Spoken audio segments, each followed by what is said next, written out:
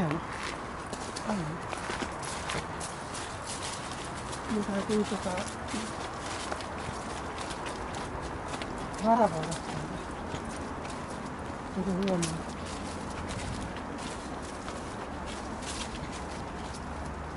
Täällä pitää haravoida. Tässä tämä on tämä kaikkein nykyaikaisin muinaismuisto, mitä on maailmassa. Eikö se ole hieno?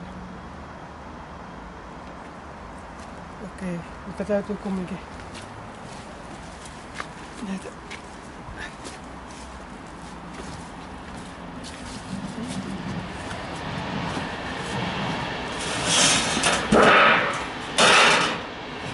ei saada vettä sisään, pitää noin laittaa koko ajan.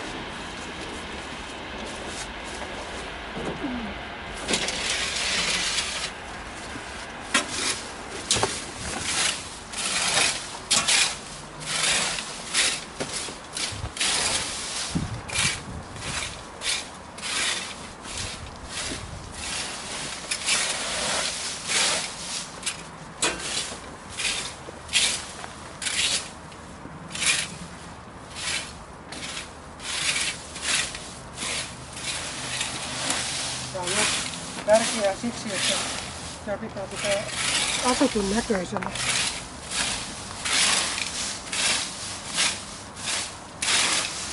Niin kauan mun täytyy huolehtia, niin kuin toi museovirasto alkaa tästä huolehtia.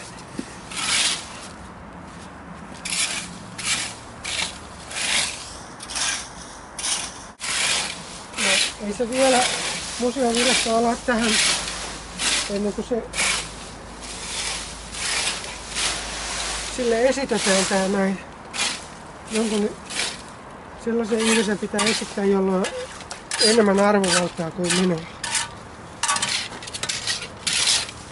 Onhan täällä Suomessa suojeltu kaikenlaisia kivikasuja, niin miksei tällaista, missä ne järjestys on vähän suurempi. Tai keväällä sitten saa tästä multaa, niin saa tästä hyvää multaa.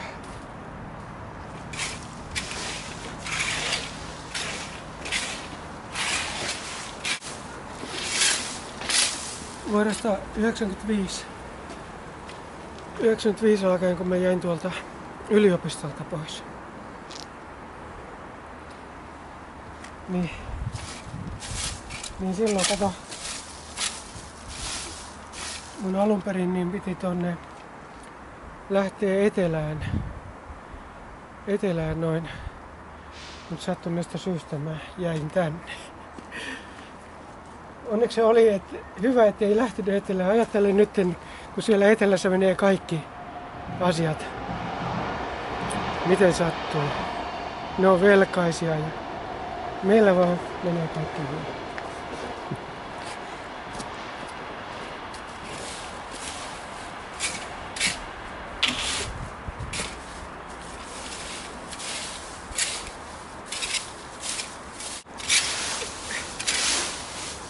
No, tässä on montakin erilaista kaupunkikaavaa esitetty tähän, mutta monissa suunnitelmista on puistona.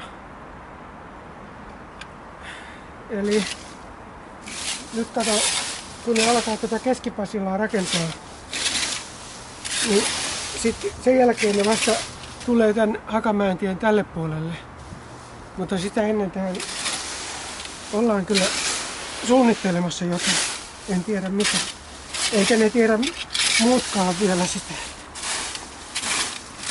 Mutta kuulitko sä just siitä, että kun toi Harkimon halli viereen rakennettu 120 metriä korkea asuintalo. Se huippu oli jossakin tuolla, niin näkisi tän linnan sieltä huipulta. Ja ajattele, minkälainen kontrasti se on, kun vieressä aukeaa Keski-Pasilan torni, pilvenpiirtäjä ja metsä, ja tässä on vieressä 200 metrin päästä tällainen ikiaikainen kivilinna. Ei edes. Mä oon ihan varma, että ettei edes kivikaudella ihmiset pystynyt näin hienoja tekemään.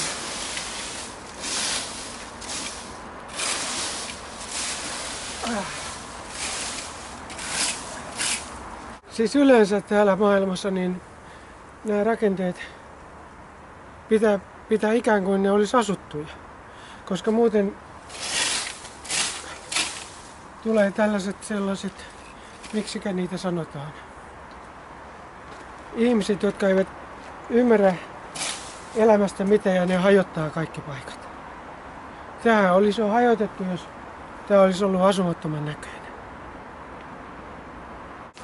Tämä on nuorisot polttiton talo. Näetkö sä sitä tuolta jo tuolta?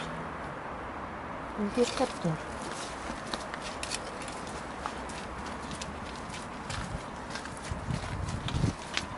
Kato siis, tässä mulla oli tällainen katos. Katos tehty noin niin, hieno katos, ihan tämän alueen kokoinen. Ja sitten tuolla oli mulla toi vierasmaja, missä noita jos tänne tuli jotain vieraita, jotka halusi yöpyä, niin niillä oli tuossa vierasmaja, siellä oli kaikki kaminat sun muut. Nuoriso poltti sitten tämän kokonaan. Mä tiedän sen siitä, kun ne täällä on usein mellastanut ja rikkonut paikkoja ja sitten ne uhkaili, huusi tuolta ylhäältä, että me poltetaan sun maja. Ja sitten mua ei kiinnosta ollenkaan sellainen alkaa niiden kanssa kinaa sinne viedä koskaan sitten, että mitä sellaisessa tapahtuu.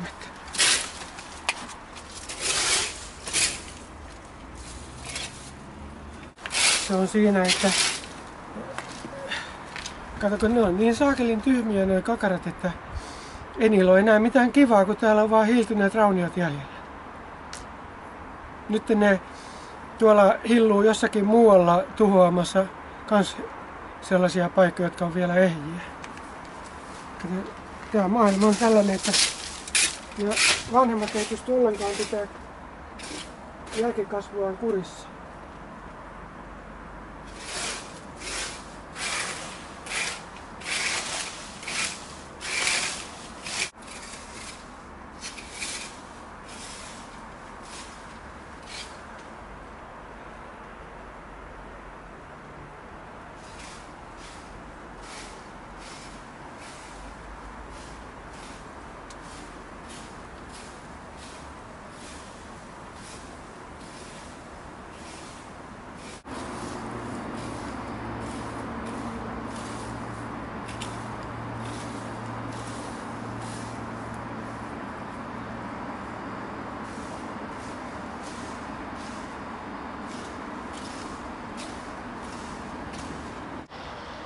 Jos tekee kivilinnaa, sen pitää olla mahtava. Ei saa tehdä mitään pientä sellaista nyhvöröä. Mutta kunnon tilaa, että missä on niinku kunnolla ihmisille mahdollisuus pyörähtää ympäri. Siis kato nyt totakin. Ei tollasta voi pieneen tilaan tehdä tollasta juttua.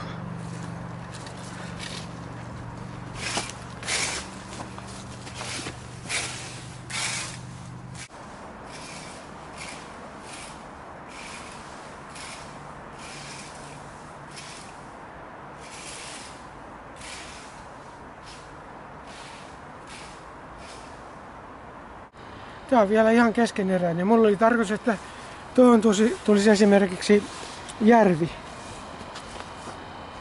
Se menisi tonne tiehen asti. Tuolla mä oon tehnyt jo penkereen. Mulla oli tuolla, kato, järvi jo tuolla.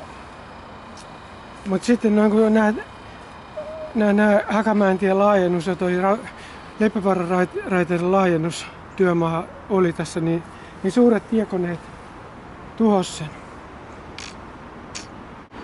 Tällaisia kiviä täältä löytyy yllättäen maan sisältä. Niin kuin tuolla oli tuossa muurin perustana nuo suuret kivet, niin ne on tuolta maan sisästä kaivettu.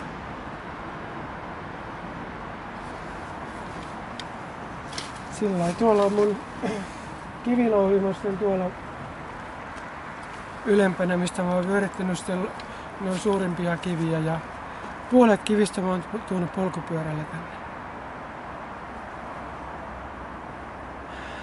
Aina tuolta keskustaa ja tuolta Hagaa myöten ja sitten tuolta Käpylästä asti ja samoin tuolta Velodromilta ympäri kaupunkia.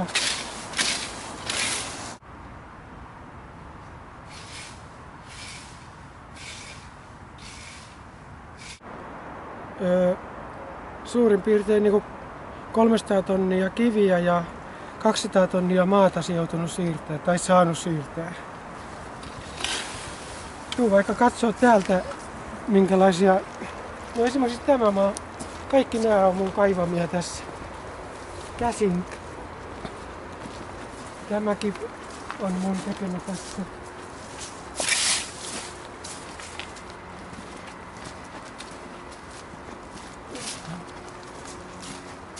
Tällainen. Eli 2 metriä syvä monttu. Siis tässäkin on jo hetkinen 10-15 kuutioa. Ja jos kuution painoksi lasketaan 3 tonnia, niin siinä on aikamoinen määrä jo. Sitten noin Saakelin kakarat, mulla oli noin isot kivet niin tonne kasattu, niin eikö nekin pitänyt tonne työntää sitten alas. Ja tästä piti tulla mulla toi syvä lampi. Tuohon piti tulla kivestä kaariportti. Ja tässä olisi ollut kaikki nämä olisi ollut lammikoita, missä juokseva vesi olisi lorissa.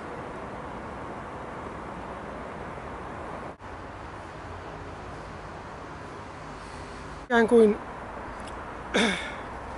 mun aivot niinku ulkoistettu. Mun aivot ovat sisältäpäin näin monimutkaiset, eli siis se todistaa, että mulla on aivoissa niitä poimuja. Jos ihminen tekee tällaisia poimullisia rakenteita, se vain todistaa, että hänen aivonsa ovat poimuisia.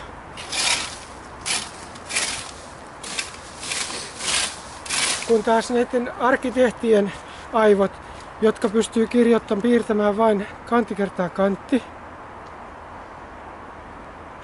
laatikoita, niin täytyy ihmetellä vaan kuinka hirveän sileät aivot niillä on.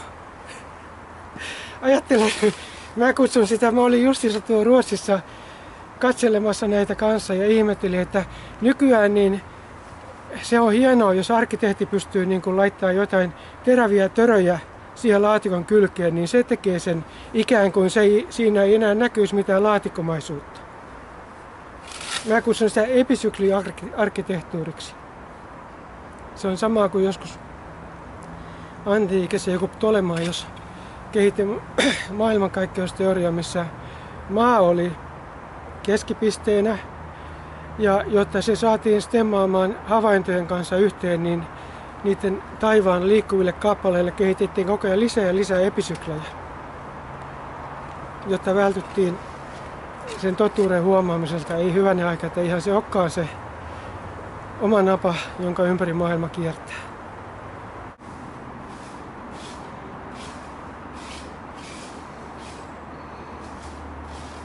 Nämä, jotka on tänne tullut tuolta portista, ne ei ole koskaan ollut sillä negatiivisesti suhtautunut asiaan. Ministerit, kansanedustajat, virkamiehet, mitä kaikkia tänne on siis tullutkin, niin aina olleet positiivisesti. Ja sitä paitsi täällä on käynyt myöskin useat poliisit. Ne on tullut sitä varten, että ne ei ole halunnut seurata, miten tämä homma edistyy. Mä huomasin joskus 10 vuotta sitten, niin kun mä olin tuossa aamusella, olin nukkumassa tuolla mökissä ja kuului kopinaa siellä ulkona, että kuka täällä nyt on, niin se oli 2 poliisia, oli 6 aikaan aamulla, ne oli jahtaamassa hirveä, tuossa oli hirviä, ne oli sitä jahtaamassa ja ne törmäsi sattumalta tänne. Ja sen jälkeen ne samat poliisit kävi täällä useasti mielenkiinnon vuoksi vaan katselemassa, että miten tämä homma edistyy. Että terveisiä vaan heille. Ja sitä vasta toi risuaita tai toi risumuuri, jonka mä oon tehnyt, se on just sitä varten, että se ohjaisi ihmiset tulemaan tuolta portista, koska niin kuin Isokirjakin sanoo, niin se, joka ei tule portista, vaan tulee aidan yli, se on aina pahalla tarkoituksella. Ihmiset on sillain niin kuin ajattelemattomia, että ne ei uskalla, silloin kun niillä on joku paha tarkoitus, ne ei uskalla mennä ovesta, niiden on pakko mennä joko saranan puolelta tai ikkunasta tai aidan yli tai sillain.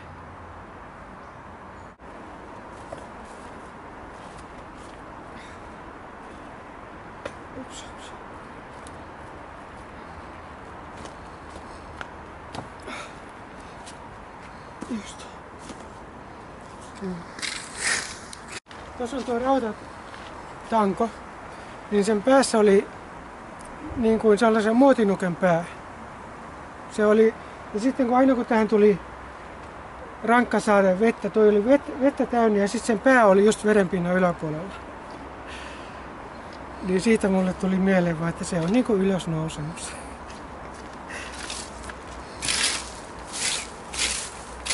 Nyt se on turvallisuussyistä, niin tässä pidetään, että ei kukaan vahingossa tipu sinne. Tahallaanhan ne pystyy tippumaan kyllä.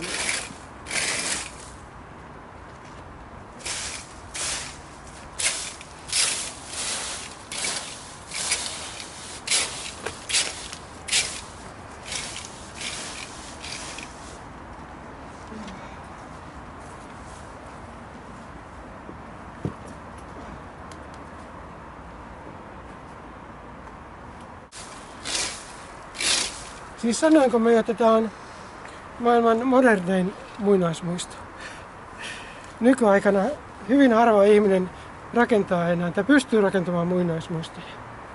Mutta sanotaan, että jos 1000 vuotta kuluisi, niin ihmiset ihmettelisivät, että mitähän varten tämä on tehty. Että onkohan tässä ollut joku uskonnollisuus takana tai joku muu. Eikä ne tajua sitä, että tämä on vain tehty, koska se on niin kuin, miten sitä voisi sanoa, kuvata sitä tunnetta, mikä tässä on, että se on hauskaa. Tämä antaa elämälle niin kuin jonkinlaisen tarkoituksen, tällainen rakentaminen. Ei tarvitse olla kenenkään pomotettavana ja kaikkea sellaista kivaa. Joo. Nääkin oli niinku täällä korkeudella. Tässä oli sellainen portti. Ja se Suviainen Siimes tykkäsi tästä kovasti. Ja sitten Tarja Halonen sanoi mulle, että hänkin olisi tänne mielellään tullut, mutta turvamiehet eivät päästäneet. Presidenttiä ei saa päästää yksin metsään. Täällä voi olla jotain mörköjä. Silloin.